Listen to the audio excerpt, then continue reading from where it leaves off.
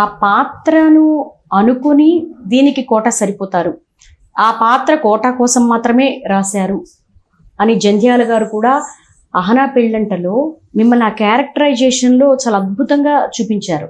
దానికి ఎలాంటి ఎక్సర్సైజ్ చేస్తుంటారు మీరు? ఏం చేయలేదండి, నేను నమ్మరు. ఇప్పుడు ఇన్ని వేషాలు వేసాను, ఏది కూడా నాకు ఒక రోజు ముందు చెప్పడం, పిలవడం, మరి చెప్పడం అనేది జరగలేదండి. ఆ రోజున వెళ్ళటం, ఒక గంట ముందు కూర్చొని డిస్కస్ చేయడం, మేము ఎలా అనుకుంటున్నామండి క్యారెక్టర్, మీరు కూడా ఆలోచించండి, ఏమైనా ఉంటే ఏమైనా పెడదాం బాగుంటాయి అని అంతం చేయటమే తప్ప. కాకపోతే నాకు 4-5 వేషాలు మాత్రం ముందు పిలిచి చెప్పారు.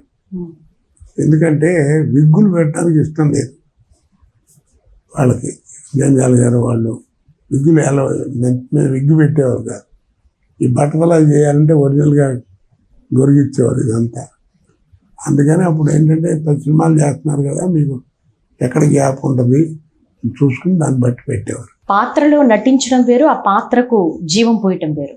అహనా పెళ్ళంటలో కళ్ళజోడులోంచి చూస్తూ ఉంటారు. పిసినారిగా నటించడం వేరు, జీవించడం వేరు. ఆ పేపర్లు కట్టుకోవడం కానీ, కోడిని కట్టి దాన్ని చూస్తూ అన్నం తినడం కానీ, ఇవన్నీ ఎట్లా అంటే అందులో జీవించేశారు ఖచ్చితంగా. పిసినారంటే ఇంత పరమ పిసినారా అనుకునేలాగా, ఇంత పరమ పిసిని కొట్టా అనుకునేలాగా. అంటే దీనికి ఒక చిన్న కథ చెప్పాలండి, జరిగింది చెప్పాలి, కథ కాదు. ఒక రోజు నేను మద్రాసు వెళ్ళటానికి హైదరాబాద్ ఎయిర్పోర్ట్లో కూర్చున్నాను. వాడు ఏదో ఫ్లైట్ ఒక అరగంట అంత లేటు. సరే అక్కడ కూర్చున్నాను బోర్డింగ్ కార్డు తీసుకుని. నాయుడు గారు వచ్చారు అక్కడికి, రామనాయుడు గారు. పెద్ద ఆయన వచ్చారని గవ్వోలి నమస్కారం సార్ అన్న. ఆయన టైంకి వచ్చారు, గమ్మత్తు కనపడారా అని పక్కన వచ్చాడు. వెళ్ళేది సినిమా ఫైనల్ ఇప్పుడే చేసి వస్తున్నాను అంటే ఏదో డేట్ల కోసం అనుకున్నాను. అప్పుడు ఆయన అన్నారు, 20 రోజుల నుంచి డిస్కషన్ జరుగుతుంది, కథ చాలా గొప్పగా ఉంది, జంధ్యాల గారు రాశాడు, ఆయన డైరెక్ట్ చేస్తున్నాడు, ఆ వేషం పండిందంటే సినిమా బ్రహ్మాండం కాదు, ఆ సినిమా పోయిందంటే ఆ వేషం పోయిందంటే సినిమా ఆడదు. ఎవరా అని 20 రోజులు డిస్కషన్ చేస్తుంటే ఆయన ఒప్పుకోవట్లేదు. నేను రావుగోపాల్ రాతో వేద్దాం అనుకున్నాను ఆ వేషం అన్నాడు. ఈయనేమో వద్దంటాడు. ఎందుకు అని ఇవాళ ఫైనల్ కన్విన్స్ అయ్యాను. ఇవాళ చెప్పాడు ఆయన, ఇన్నాళ్ళు నేను చెప్పడానికి భయపడ్డానండి గోపాలరావు గురించి. గోపాలరావు మీరు ఎంత మేకప్ అయిన చేయండి, ఆయన దగ్గర ఆ లేఖితనం అది చూపించలేము. ఎంత మేకప్ చేసినా ఆయన స్కిన్ అది ఎర్రగా ఉంటుంది, చేస్తుంది చందగారు. అలా కాదంటే చూడంగానే అసహ్యం పుట్టాలి. నేను నా మాట వినండి, నేను కోర్టులో చేయించుకుంటాను అన్నట్ట. వాడి మీద కొత్తగా వచ్చాడు, ఎలా బ్యాంక్ అవుతాను, ఏం పర్లేదు నేను చేయించుకుంటాను కదా అన్నాడు. సరే కానీ చెప్పింది బాగానే ఉంది అనుకుని, నాకు డబ్బులు తక్కువ అవుతాయి కదా అని చెప్తే నేను వద్దాను, నాకు కాదనలేదు.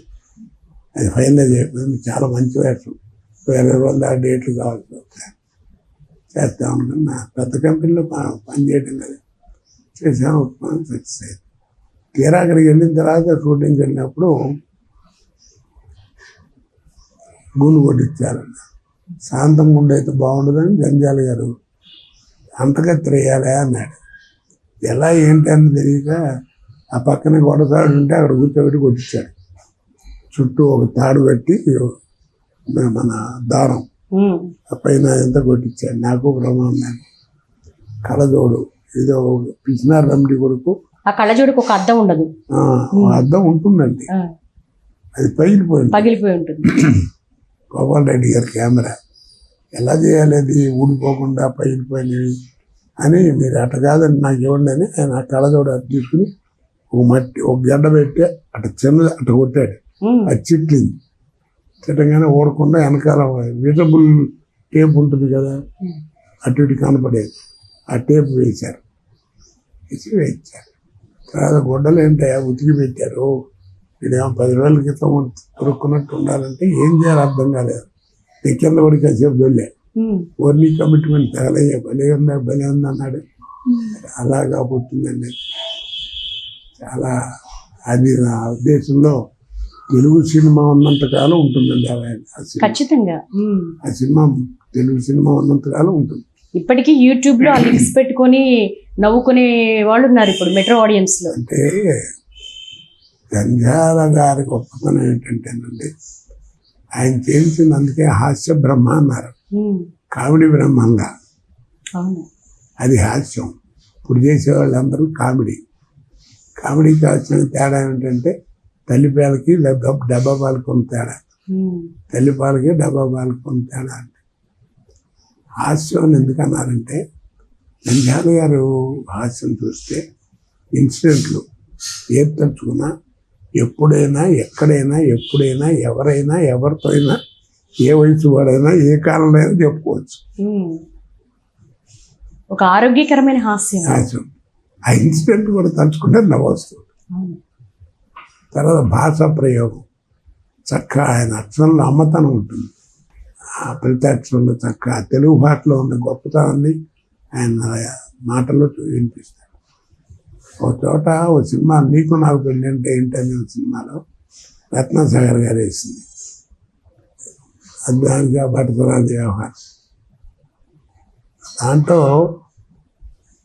ఆవిడ పాపం గంగా భాగీరథి సమానరాలు వేషం ఇచ్చి రోజు గురిగించుకొచ్చేది. వాళ్ళిద్దరూ ఒరిజినల్గా లవర్స్ అన్నమాట చిన్నప్పుడు. వాళ్ళిద్దరూ విడిపోతారు అనుకోకుండా. అదేమిటంటే ఇన్సిడెంట్ కామెడీ. ఎలా విడిపోయామంటే వెళ్ళిపోతారంటే బస్సులో ఎక్కి కూర్చుంటే రైల్వే గేట్ పడుతుంది, వీడికి లవ్ సెంక్ వస్తుంది. అప్పుడులాగా అక్కడ అప్పట్లో ఈ టాయిలెట్లు అవి లేవు కదా, బస్ స్టాండ్ లేవు. నేను ఆ చెడ్జాడికి వెళ్ళి పోసుకొస్తాను అని పోయాడు. వాడు పోసుకుని ఆ దూరం నుంచి వచ్చేవాడు గేట్ తీశారు, బస్సు అయిపోయింది. వాళ్ళిద్దరూ అట్లా విడిపోతారు. చూడండి ఎవరైనా ఎప్పుడైనా చెప్పుకోవచ్చు కామెడీగా ఉంటుంది, హాస్యంగా ఉంటుంది. వాళ్ళిద్దరు 40 ఏళ్ళ తర్వాత కలుసుకుంటారు. కలుసుకుని ఇద్దరు మాట్లాడదు. అప్పుడు అట్లా అన్నావు ఇట్లా అన్నావు ఎందుకమ్మని చెప్పుకుంటూ వైద్యం కదా ఫేసు, మీ ఆయన పోయి అన్నాళ్ళు అయింది, నీకు వైద్యం ఎప్పుడు వచ్చింది అని అడగడం. ఆ పదప్రయోగం చెప్తున్నానంటే అన్నట్టు నీ కళ తప్పి అన్నాళ్ళు అయిందంటాడు.